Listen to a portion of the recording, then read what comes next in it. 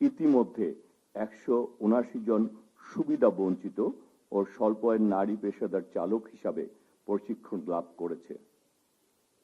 পাশাপাশি BRAC driving school দেশের বিভিন্ন অঞ্চলে 4500 জনের বেশি নারীকে অপেশাদার ড্রাইভিং প্রশিক্ষণ প্রদান করেছে।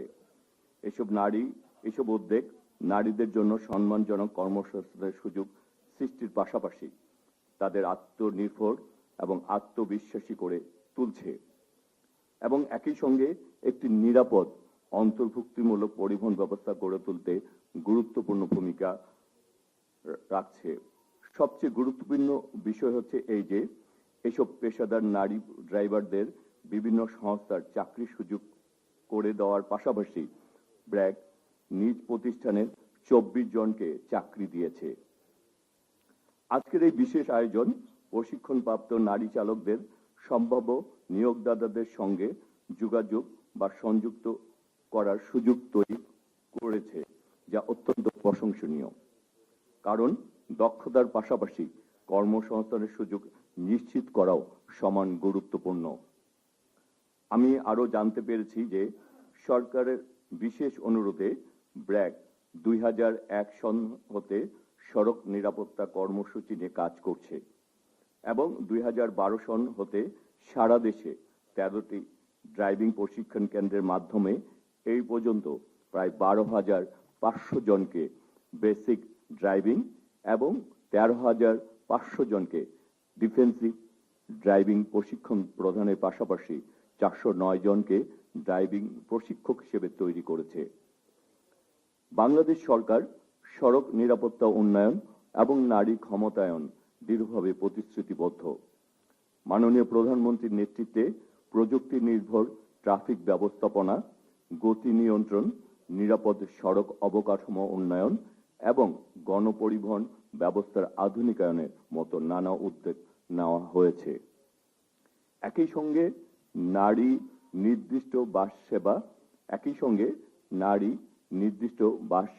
বাস সেবা, নারী চালকদের পেশাগত প্রশিক্ষণ এবং লাইসেন্স উন্নয়ন কর্মসূচির মাধ্যমে নারীদের জন্য নতুন কর্মসংস্থানের সুযোগ তৈরি করা হচ্ছে।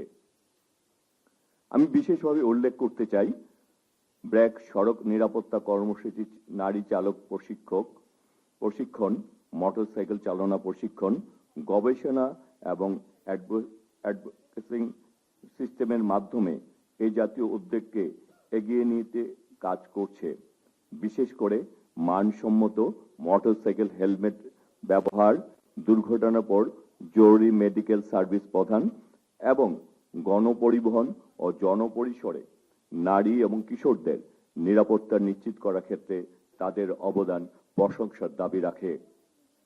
আজ যারা সফলভাবে ড্রাইভিং প্রশিক্ষণ কর্মসূচি সম্পূর্ণ করে গ্র্যাজুয়েট হচ্ছেন, তাদের সবাইকে আন্তরিক অভিনন্দন। আপনাদের পরিশ্রম, সাহস, অধ্যবসায়ের ফলেই আজকের এই অর্জন সম্ভব হয়েছে। আপনারা শুধু একটি পেশা বেছে নেননি, বরং সমাজে নারী সক্ষমতার একটি শক্তিশালী উদাহরণ তৈরি করেছেন। আসুন আমরা সবাই মিলে এমন একটি বাংলাদেশ গড়ে তুলি যেখানে সড়ক হবে আরো নিরাপদ, পরিবহন ব্যবস্থা হবে আরো অন্তর্ভুক্তিমূলক এবং প্রতিটি নারী নিজের স্বপ্ন এবং সম্ভাবনাকে বাস্তবে রূপ দেওয়ার জন্য অধিকতর সুযোগ পাবে। আমাদের বর্তমান সরকারের মাননীয় প্রধানমন্ত্রী জনাব তারেক রহমান, তিনি আগামীর বাংলাদেশকে করতে চান সবার উপযোগী করে। তিনি এই বাংলাদেশকে চান সবার মালিকানা ফিরে দিতে। এই বাংলাদেশ, আগামীর বাংলাদেশ একটি গণতান্ত্রিক বাংলাদেশ হবে। আগামীর বাংলাদেশ হবে আমাদের বর্তমান প্রজন্মের উপযোগী করে একটি বাংলাদেশ, যে বাংলাদেশের মাধ্যমে আমরা সকলেই মিলে ঐক্যবদ্ধভাবে আমাদের সীমিত সম্পদের সর্বোচ্চ ব্যবহারের মাধ্যমে অগ্রাধিকার ভিত্তিতে আমরা সবাই নারী পুরুষ সমান অধিকারের ভিত্তিতে আমরা আগামীর বাংলাদেশকে এগিয়ে নিতে চাই।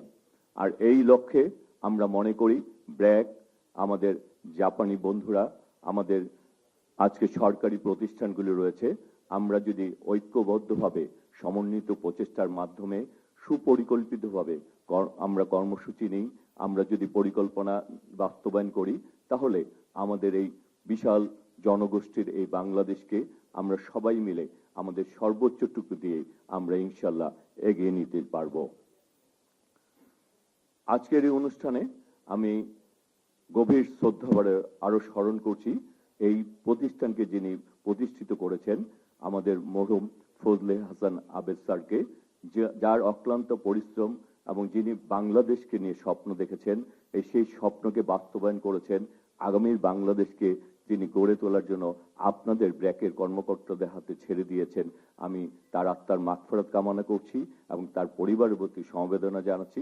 সাথে সাথে আমরা মনে করব আপনারা যারা ব্র্যাকের কর্মরত রয়েছেন তার শুধু এই পরিবারের সদস্য না, আপনাদের আজকে সুন্দর এই অনুষ্ঠান, আপনাদের সুন্দর চিন্তা ভাবনা, আপনার ভবিষ্যৎ বাংলাদেশের নিয়ে যে স্বপ্ন, সেই স্বপ্ন আমাদের সরকারকে অনুপ্রাণিত করেছে।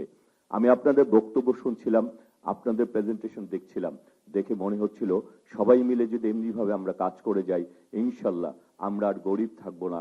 আমরা আমাদের স্বপ্নের বাস্তবায়ন করে আগামীর বাংলাদেশকে ইনশাল্লাহ সবাই ইনশাল্লাহ গড়ে তুলতে পারবো।